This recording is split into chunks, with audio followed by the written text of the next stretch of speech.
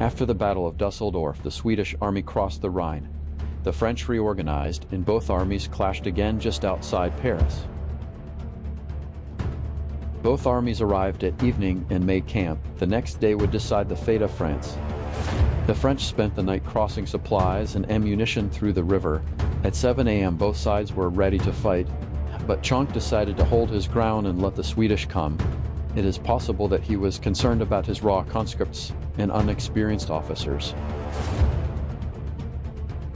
Seeing this, at 9 a.m., the Swedish vanguard advanced through the farms. The French Grand Battery opened fire, starting the battle.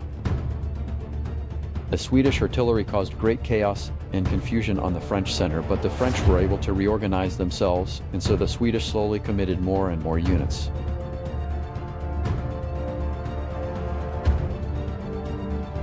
Around midday, the Swedish finally advanced, taking positions along their vanguard. Even with this threat, Chonk did not attack, and precious time was lost.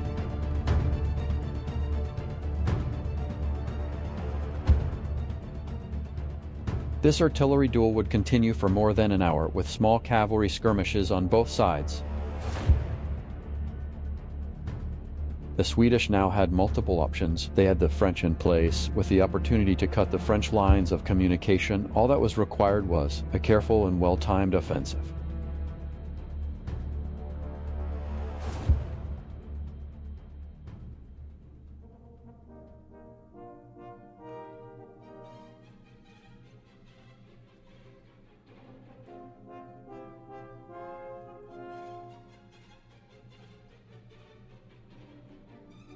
The Swedish army had now fully deployed, forming a line along their artillery. Contrary to common sense, however, the artillery was positioned in front of the army.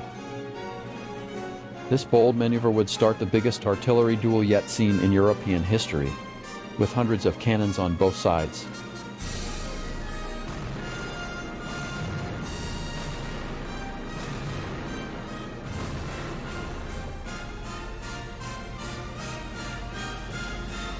This huge thunder began harming the French center, forcing the generals to commit reserves.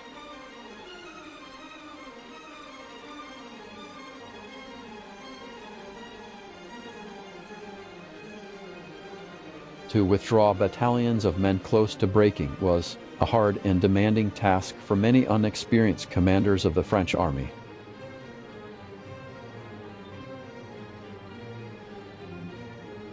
Seeing this, the Swedish advanced their battery even further. The cannons now fired what looked like volleys, smashing great holes in the French army, and the French center began to crack.